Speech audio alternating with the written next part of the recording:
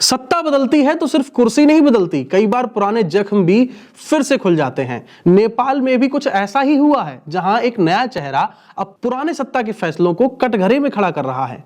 आप देख रहे हैं न्यूज फीड और मैं शिवम यादव हूं आपके साथ। आज बात नेपाल की राजनीति में आए उस भूचाल की है जिसने पूर्व प्रधानमंत्री को लेकर बड़ा एक्शन देखने को मिल रहा है और वजह बना है एक पुराना आंदोलन जिसकी गूंज आज फिर सुनाई दे रही है। नेपाल की राजधानी काठमांडू से इस वक्त की बड़ी राजनीतिक खबर सामने ये आ रही है कि नए प्रधानमंत्री बलेन शाह ने पूर्व प्रधानमंत्री केपी शर्मा ओली के खिलाफ एक बड़ा कदम उठाया है। बताया यह जा रहा है कि जेनजी आंदोलन के दौरान हुई फायरिंग और हिंसा के मामले को फिर से खोला गया और इसी मामले में अब जांच तेज कर दी गई है।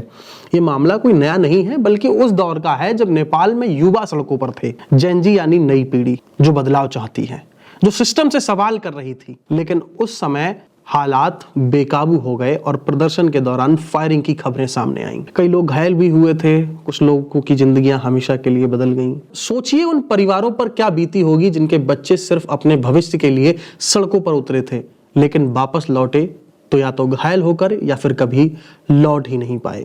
वक्त बीत गया, सरकारें बदली, लेकिन उन जख्मों का दर्द आज भी ताजा है। अब नए प्रधानमंत्री बलेन शाह इन्हीं पुराने मामलों को फिर से उठाकर जवाबदेही तय करने की कोशिश कर रहे हैं। रिपोर्ट्स के मुताबिक जांच एजेंसियों को निर्देश दिए गए हैं कि उस समय लिए गए फैसलों और जिम्मेदार लोगों की भूमिका की गहराई से जांच की जाए और इसी कड़ी में पूर्व प्रधानमंत्री केपी ओली शर्मा का नाम भी सामने आ रहा है।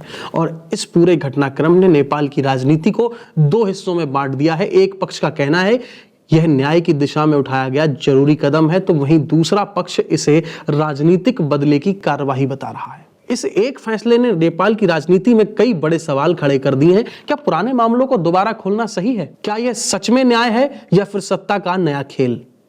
और सबसे बड़ा सवाल यह उठता है, क्या इस बार पीड़ितों को इंसाफ मिल पाएगा? कहते हैं कि समय भले ही गुजर जाता है लेकिन न्याय की मांग कभी खत्म नहीं होती। नेपाल में भी आज वही आवाज फिर उठी है। अब देखना यह होगा कि क्या यह कदम सच में न्याय दिलाएगा या फिर यह राजनीति की एक और कहानी बनकर रह जाएगा।